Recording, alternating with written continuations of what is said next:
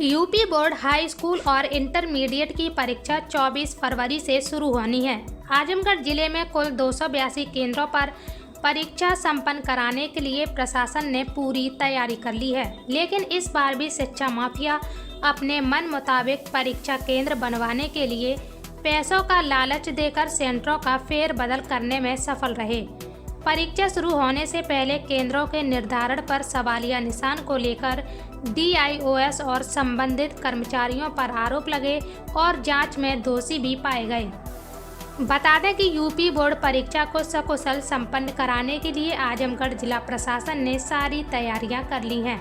24 फरवरी से प्रस्तावित बोर्ड परीक्षा में 1,80,000 से अधिक परीक्षार्थी 282 परीक्षा केंद्रों पर शामिल होंगे। जिला प्रशासन ने सभी परीक्षा केंद्रों को 4 सुपर जोनल, 8 जोनल, 27 सेक्टरों में बांटा है। इसके लिए प्रत्येक परीक्षा केंद्र पर एक स्टैटिक मजिस्ट्रेट तैनात किए गए हैं। इसके साथ ही अतिरिक्त सेक्टर स्टैटिक मजिस्ट्रेट को आरक्षित रखा गया है। परीक्षा केंद्रों पर शुचिता बनाए रखने के लिए पर्याप्त संख्या में पुलिस बल की व्यवस्था की गई है, लेकिन शिक्षा माफिया अपने मन मुताबिक नकल करवाने के लिए वित्त विहीन परीक्षा केंद्र को सेंटर बनवाने के लिए शिक्षा विभाग के अधिकारी और कर्मचारियों को धन का लालच देकर बड़े पैमाने पर फेरबदल करवाने में सफल हो रहे हैं। ऐसा ही एक मामला आजमगढ़ जिले में भी देखने को मिला, जहां परीक्षा शुरू होने से पहले केंद्र निर्धारण में अनियमितता की शिकायत मिलने पर जांच की गई। जांच में केंद्र निर्धारण को लेकर 2 बैठक हुई, जिसमें एक बैठक DM ने ली थी, जबकि दूसरी बैठक हुई नहीं और उस बैठक को होना दिखाया गया। वहीं जब हस्ताक्षरों का मिलान किया गया तो जिलाधिकारी और अन्य सदस्यों के हस्ताक्षर अलग पाए गए। जांच को लेकर JD ने बताया कि अनियमितता में कोई एक व्यक्ति या अधिकारी दोषी नहीं होता, बल्कि कई अधिकारी उसमें शामिल होते हैं।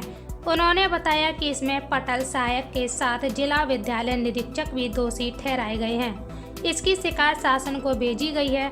165 केंद्रों का आवंटन बदल दिया गया। जो बोर्ड परीक्षा के केंद्र निर्धारण में जो अनियमितताएं हुई थी, उसकी शिकायत सचिव बोर्ड से हुई थी, तो उन्होंने मुझे जांच सौंपी थी।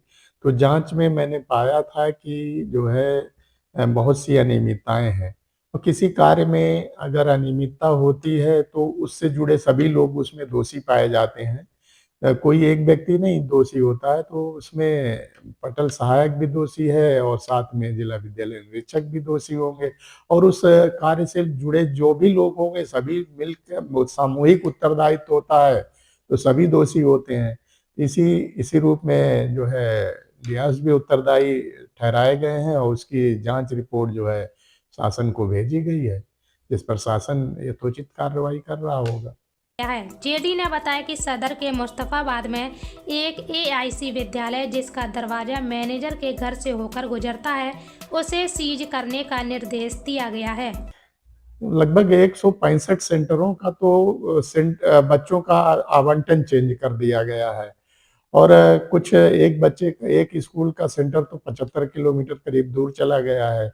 मेन जो ऑब्जेक्शन है कि जो बोर्ड ने बच्चों का आवंटन किया था, उनमें जो है उनको 165 स्कूलों का बच्चों का सेंटर जो है, जैसे एडेड से जो है वित्त विहीन में चेंज कर दिया या उसमें।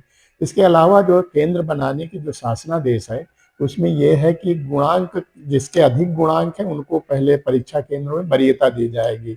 क्रम से जैसे गुणांक अधिक होगा उसका बनेगा फिर कम से, लेकिन इस शासनादेश का इसका उल्लंघन करते हुए जिसका बनाया जो उसका बना दिया गया।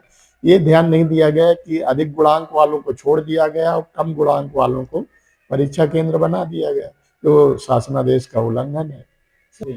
व्यवस्थाएं कंप्लीट हो गई हैं सारी हमारी, जो जहां पर थोड़ी अनियमितताएं हैं जिन परीक्षा केंद्रों पर, उस पर हम विशेष ध्यान देंगे। जैसे कुछ एक स्कूल मैंने देखा था, मैनेजर का घर उसी से जुड़ा हुआ है स्कूल से, एक दरवाजे के माध्यम से, तो हमने उसे सील कराने के लिए कहा कि उसको सील करा दिया जाए। अगर आप ये वीडियो YouTube पर देख रहे हैं तो हमारे चैनल को सब्सक्राइब करें और बेल आइकन को दबाना ना भूलें। अगर आप Facebook पर ये वीडियो देख रहे हैं तो हमारे पेज को लाइक करें।